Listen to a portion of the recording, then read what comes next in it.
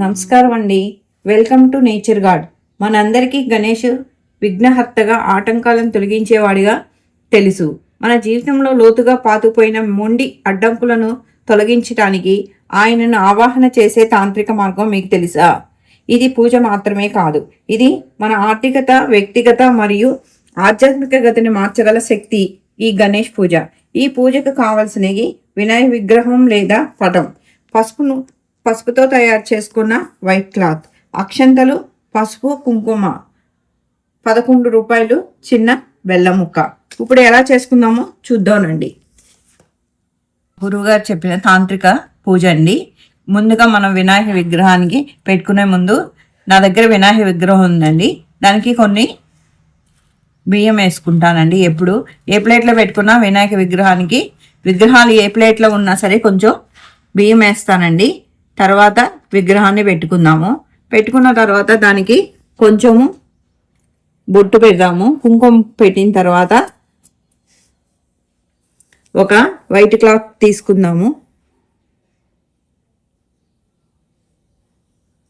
Light cloth తీసుకున్నానండి. దీనిని పసుపులో ముంచి ఎండలో ఆరబెట్టుకోవాలి. ఎండలో ఆరబెట్టుకుంటే ఇట్లాగా మనకి పసుపు కలర్ క్లాత్ అవుతుంది.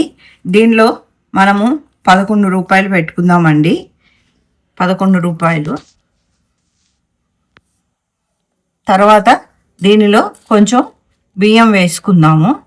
బియ్యం వేసుకొని దీనిని ముడుపుగా కట్టుకుందాము.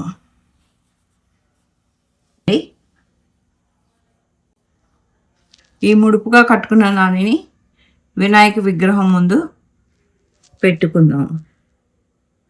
తర్వాత దీనిలో కొంచెం కుంకుమ, కొంచెం పసుపు, కొంచెం అక్షంతలు వేసుకోవాలండి. వేసుకొని అగరబత్తి వెలిగించుకోవాలి.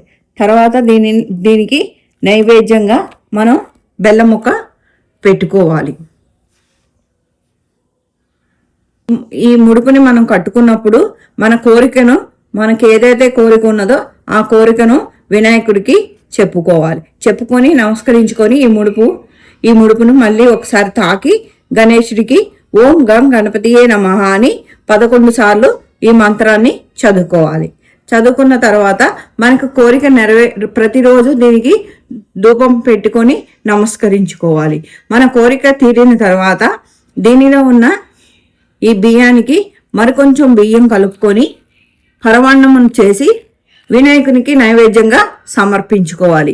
ఇందులో ఉన్న 11 రూపాయల ముడుపుని వినాయకుని గుడిలో వేసుకోవాలి. ఇది మా గురువుగారు చెప్పిన వినాయకుని తంత్రం అండి. మీ అందరికీ నచ్చింది అనుకుంటున్నాను. Follow, share, like.